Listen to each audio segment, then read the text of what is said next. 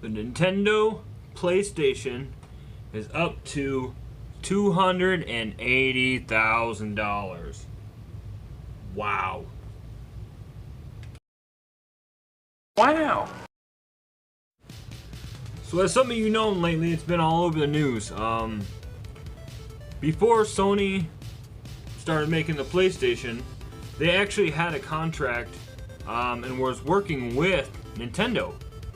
I'm not off the top of my head, I can't remember why those two broke apart, but I'm assuming, like anything, Nintendo likes to have stuff their own way, and if you don't like it. So really what this was, I mean, I'm using Wikipedia as a source here because, like a lot of people, I do not know too much about it. Originally it was commonly known as the Super NES, Nintendo Entertainment System, CD-ROM. Also known as the Super Famicom CD adapter. So basically, this was going to be an add-on for the Super Nintendo because they wanted the Super Nintendo to be able to play the carts, but also, since the future was coming, discs were becoming very popular. And as I'm looking through this, it was planned to launch as an add-on for the standard Super Nintendo, as well as a hybrid console by Sony called the PlayStation. Now I'll be putting up photos. I don't have too many because it's kind of, this thing's hush hush. As far as I know, there's only one in existence, and like I said, it is going for $280,000 at the time of this recording, and it is, with fees, it said it could be up to over $300,000 after taxes probably and other certain fees, seller fees, buyer fees, whatever it is. So basically, what I can get from this is it was an add-on, and then down the road they were going to make the PlayStation together, similar to Sharp's Twin Famicom and JBC's XI. Another partnership with Philips yielded a few Nintendo-themed games for the CDI platform instead of the SNES CD. So basically, Sega was coming out with the Sega CD and stuff like this, and Nintendo was trying to get up on it. Get up on the grooves. Get up on this stuff. You know what I mean? But, like I said, I can't read too much off this because I don't want to just kind of read into it. If interested, you can check out the Wikipedia. It's actually fascinating stuff, and this has kind of been hush hush. I mean, there's always been little talks of it, but since the prototype has come out of hiding, and it kind of says where. So we have it right here. In November 2015, it was reported that one of the original Nintendo PlayStations prototypes had been found. The prototype was reportedly left behind by a former Sony Computer Entertainment CEO, I cannot pronounce that name, during his time at Advanta. A former Advanta worker, Terry Diebold, acquired the device as part of a lot during the bankruptcy action that was going on. The system was later confirmed as operational, which means it worked, and the unit plays Super Famicom cartridges as well as test cartridges that accompany the unit. So this guy got this in a lot. Can you imagine buying this thing back then and then not even knowing anything about it? And then, yeah, that's crazy, dude. Absolutely crazy. So I'm trying to find, let's see here. Diebold had given the unit to a Benjamin something, a console monitor to look at around 2017. He provided a teardown video of the system, though which he was able to identify the faults in the several onboard components that he replaced, which resulted in fixing the audio and CD drive issues that it had indirectly. So I'm guessing it's a prototype, so obviously it was not working to full potential. This guy tore it down, put it back together, and got it going.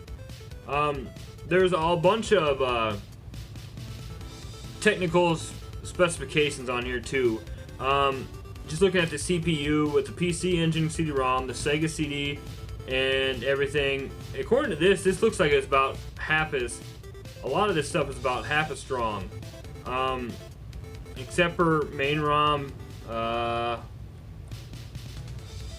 so I I almost wonder if at one point if Nintendo would have put this out, if it would have not worked out too well, and if it would have been another Sega CD.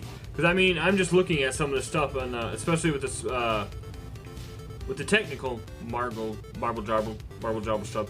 This thing would have maybe. I wonder if it would have killed the Nintendo. Probably not, because no matter what Nintendo does, they just keep going and going and going. But it makes you wonder too, though, is if they would have put this out, if it would have killed off Nintendo, and maybe PlayStation wouldn't even, Sony wouldn't have developed their own thing and developed the PlayStation and went on to become one of the most powerful, video game consoles out there. I mean, Sony obviously has a lot in electronic department. I mean, they have, back then they had stereos, they got TVs, they got all this electrical stuff. So this was just something probably fun to do on the side. So I'm very interested in this, and like I said, it's become very popular now because of how much it's going for an auction. I mean, this is more than doubled one of the highest video game auctions. I think they had somewhere I was reading some specifics, and up to this date, the most expensive video game thing ever sold was a mint copy of Super Mario Brothers, and it was like, I want to say 100,000, I think is what it was. So this is blowing this out of the park, and it's crazy thinking these two companies at some point would have been making the same console together, making the same games and everything. It's almost, blasphemy.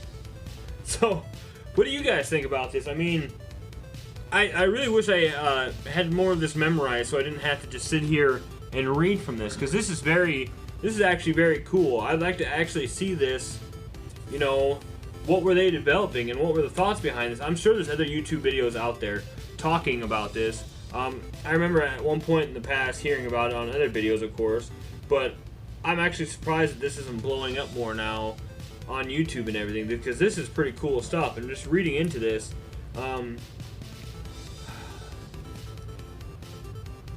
yeah, check out the Wikipedia. Check out the Wikipedia, guys. Check out the Wikipedia. See some information on this. Go ahead and go down and check out the auction. As far as I know, I think it's going till the 22nd. So maybe comment below how much you think this is going to end up being for. What's it going to go for? We'll say before fees and stuff like that. So like I said, right now it's at about 280,000. I want to say somebody said there's been some bid retractions on it. Obviously, because people are like, oh yeah, I'm gonna buy it, and then afterwards kind of like, that's a lot of money. So I honestly, I don't know how much higher it's gonna go, but if it's like any other eBay auction or anything like that I've watched, down to the last few seconds, minutes, and stuff like that, I have a feeling it's gonna jump up. I'm assuming it's gonna go for a good $500,000. And what's gonna stink is I really hope that if someone does purchase it, they do something cool with it. I think it should go to a museum or something, because it is a great piece of video game culture, history, what could have been. And I really wish that it would go, to quote Indiana Jones, it belongs in a museum, guys. It belongs in a museum. So do you. So, I'm curious to see what happens. I know we all are kind of, yeah, but comment below how much you think this is going to end up going for. And you think it's just going to be some punk kid that's a millionaire that's just going to buy it, probably going to sit on some shelf somewhere. Hopefully a collector's going to get it, and like I said, hopefully somebody gets it, maybe donate it to a museum or something like that. But yeah, comment below how much you think it's going to go for, guys. What kind of games do you think would be kind of cool, little cross-platform back then? Could there have been a chance that Mario and Crash could have been in the same game for this thing?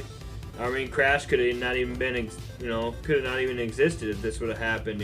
He, at my age, at the young age, not at my age, at the young age that it came out with, Crash was, to me, one of the PlayStation mascots. So That would have been pretty crazy to see him and Mario in the same game. So, comment below what you think, guys. Thanks for watching. And as always, stay retro, friends. Check you later.